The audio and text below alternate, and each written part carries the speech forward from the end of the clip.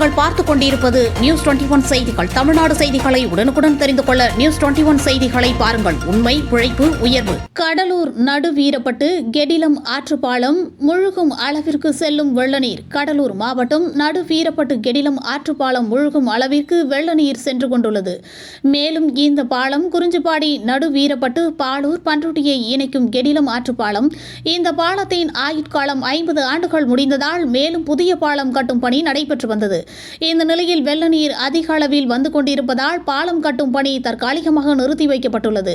மேலும் பெஞ்சல் புயல் காரணமாக அதிக அளவில் மழை பெய்த காரணத்தினால் அணையிலிருந்து தண்ணீர் திறந்துவிடப்பட்டுள்ளதால் நீண்ட நாட்களுக்கு பிறகு இந்த கெடிலம் ஆற்றில் வெள்ளம் நீர் அதிக அளவில் வந்து கொண்டுள்ளது.